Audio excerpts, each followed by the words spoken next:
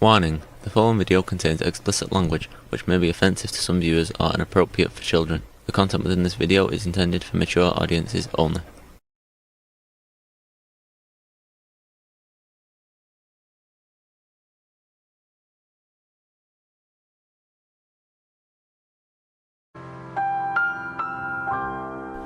Hello and welcome to this video.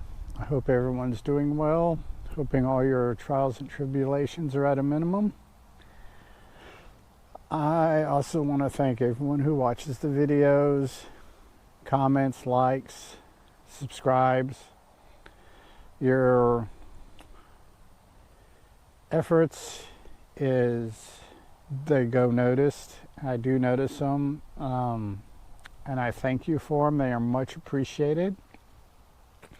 I also like to thank all the Genx people out there that do content and put out there for a better understanding and look into the Genx generation. I also want to thank broadly all the content creators out there that do the fantastic jobs of doing 2, 3, 4 videos a day. Great job. And it's much appreciated. For this video, I want to look at some of the reasons why I personally feel that some of the greatest songs were written and put out as my generation was growing and maturing. And I think one of the reasons is that what the SEC would allow to go out over the airways versus what they could do in like a live performance, what they could say, forced your singer-songwriters, your bands, everybody to be creative in how they worded things, what words they used, and giving you such a plethora of double entendres in songs. Three that I can think of right off the top of my head is I Touch Myself by the Divinyls, She Bop by Cyndi Lauper, and She Comes Tonight by the Cars. If you just look at the lyrics or listen to the songs, those 3 songs and if I think of others, I'll probably put them in the description below so you can check the videos out. And if you do, pay attention to all the possible meanings in the words. There are basically the song I Touch Myself by the Divinyls is a song about a girl infatuated with somebody, and every time she thinks about that person or sees that person, she masturbates.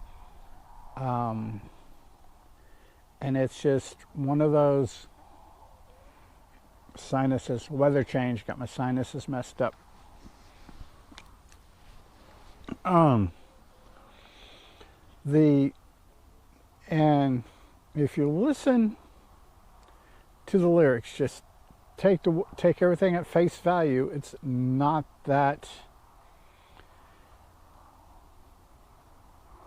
interesting of a song, but if you look at how they're phrased, the context they're used in, and through the magic of videos because of the whole MTV thing, you get the double entendres, and they kind of come at you, kind of stand out. And it's one of those things. That song, I think that song came out in 91 or 92.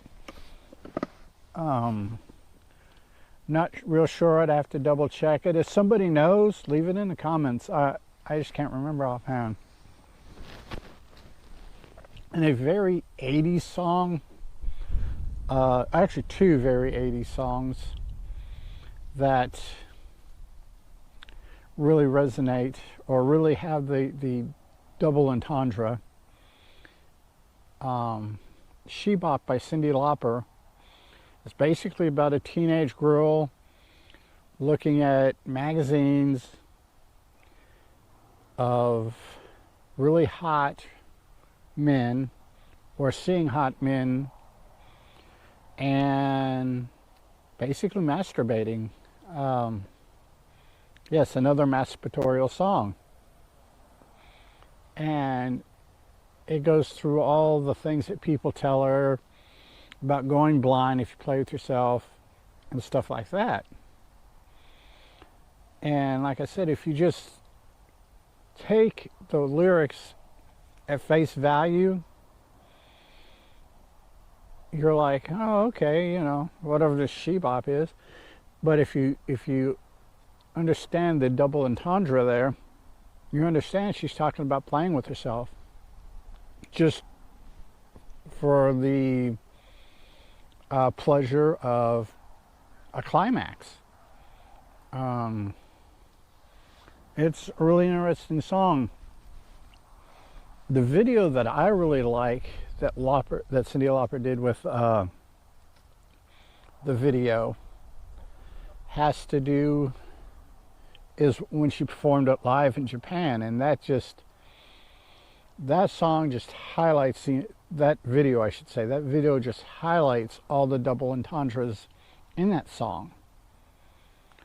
And the song by the Cars, She Comes Tonight, is basically a guy bragging about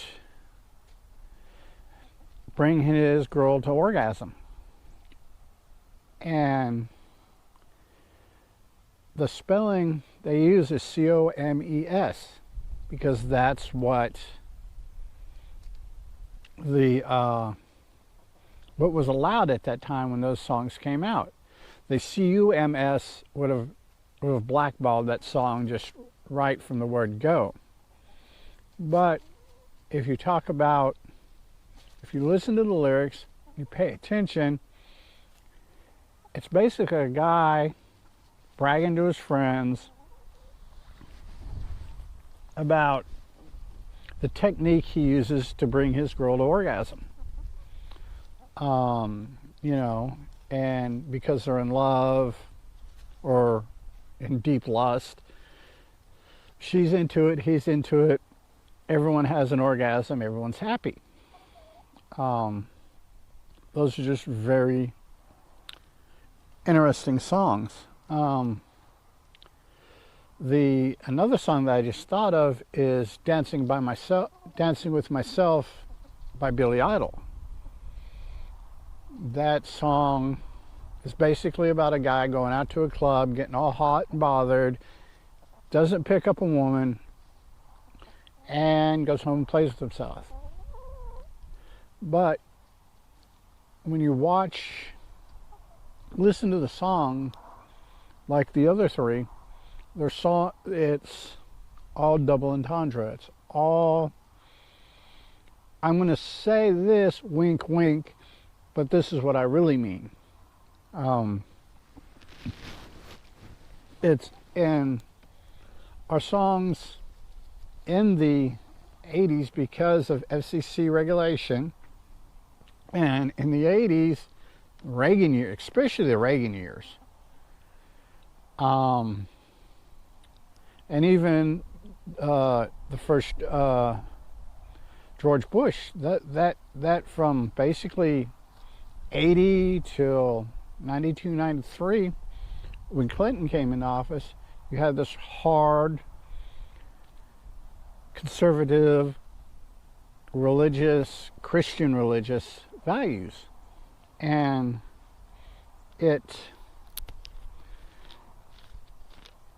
with those things, they had to be creative in how they got that message out.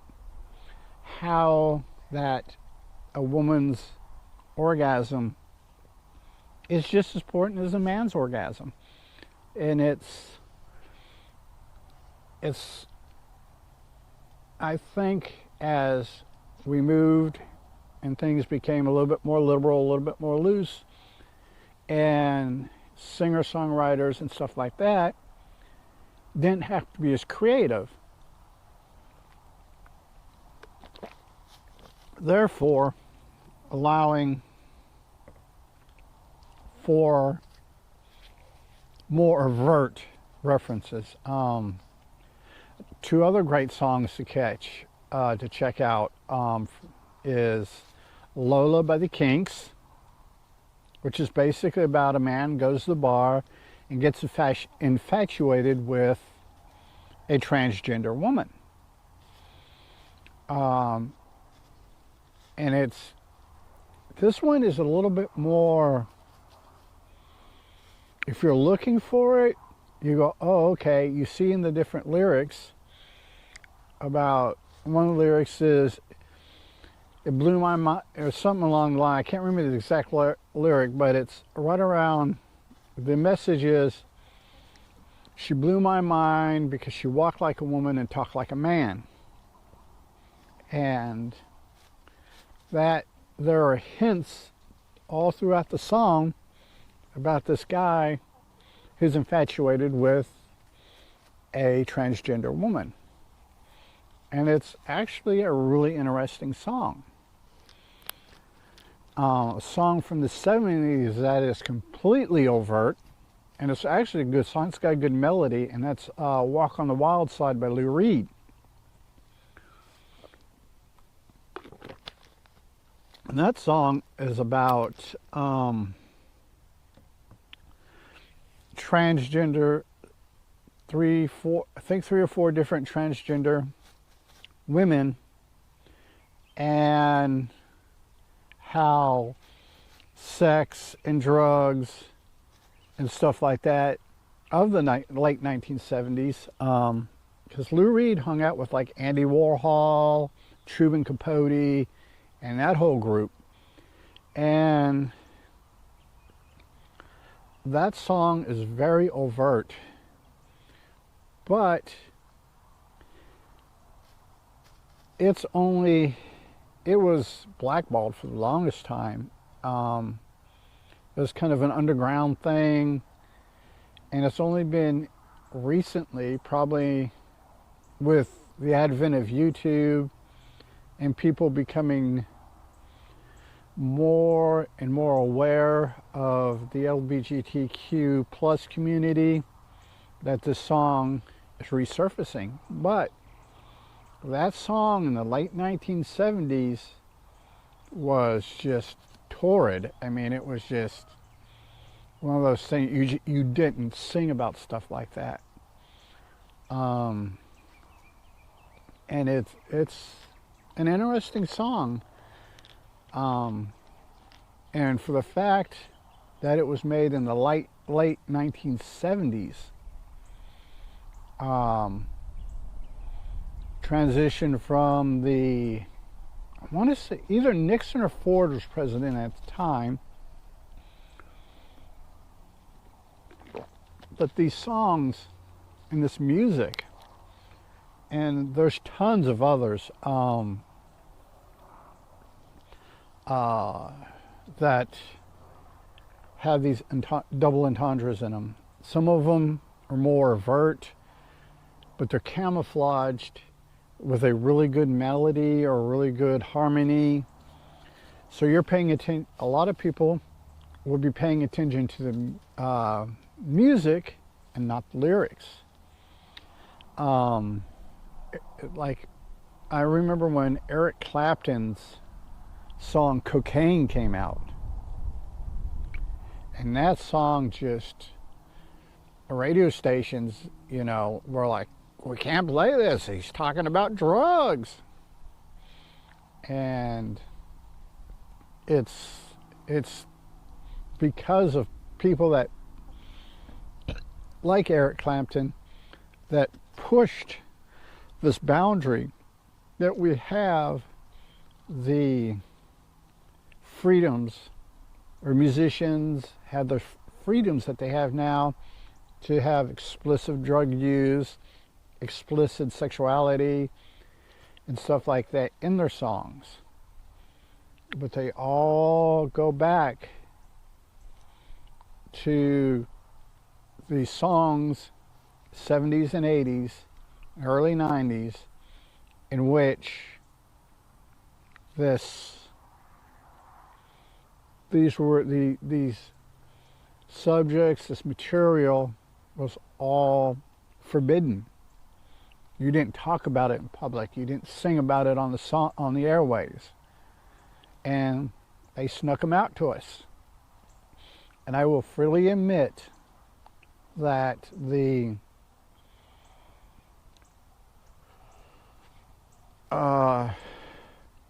songs and stuff that we grew up on like that, Crazy Train by Ozzy Osbourne is a song about the Cold War, how the Cold War was traumatizing people. It's that song, though, you almost have to be a student of history of that time period or grown up during the Cold War to fully feel the impact of that song, but it's there. I think that's why these songs have endured, why they've been covered so much, is because of this. So that's just my thoughts, my opinions. If you have thoughts and opinions, put them down in the comments. I'd love to discuss it with you.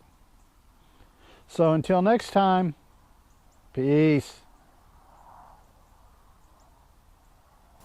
Hey, it's 10 p.m. Do you know where your children